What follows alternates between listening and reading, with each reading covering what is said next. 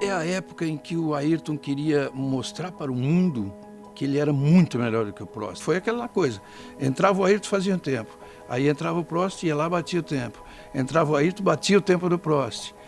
A intenção era essa, principalmente do Ayrton. E que eles ficavam parados, ele e o Prost, é uma das cenas mais fantásticas, se repetia a cada treino, aquele sair no limite da última volta. And towards the end of qualifying, Ayrton had just come in, done a qualifying lap, pole position. So Alain gets into his car, and remember Alain is Mr. Monte Carlo at this stage, goes out and beats Ayrton's time by a tenth or 2/10 of a second.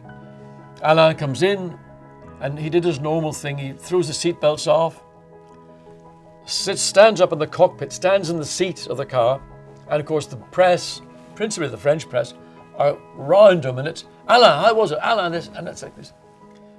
And at this time, Ayrton gets back into his car, goes back out, flying lap at the end of the session. Foi dos melhores treinos dele, ele voou na pista, mas quando voltou pro box, ele parece ter se assustado com alguma coisa que tinha acontecido. Ele falou que ele foi andando mais rápido, e que entrou num túnel, assim.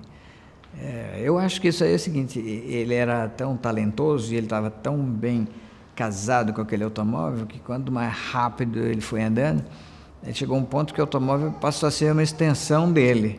It wasn't really him driving the car, that he felt that he was almost on top of the car, watching him drive the car.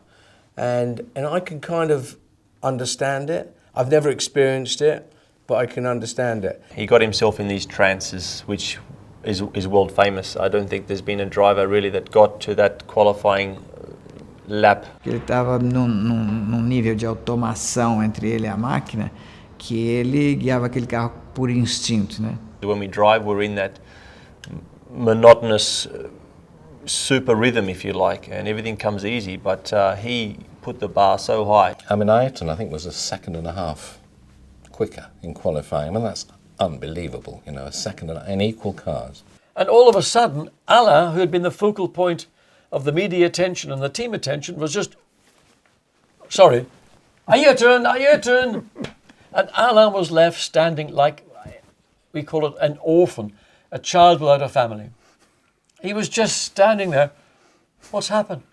Bom, na corrida, as coisas acabariam diferentes daquele treino fantástico. And then at the start, Senna disappeared, and I think Prost was caught behind Berger for about half the race. And eventually got past him, and I think by then Ayrton was 50 seconds ahead. レースだったと思うんですが、彼はスピードを緩めませんでした。ピットからも、ペースダウン、クルージングの指示が出ていましたが。But, well, what can I do? So, being Prost, he immediately did 3 or 4 fastest laps. And he was relying on the fact that Ayrton would, even though he had a big lead, would have to respond. いうことに彼はチャレンジしていたのだと思います。そこからも分かるように、常に彼はプロストとは。And he did. And he bang, suddenly there's Senna, new fastest lap. And that was where it went wrong. Because now, having got fastest lap again, he relaxed. Ron saying to him, Ayrton, you're leading by nearly a minute.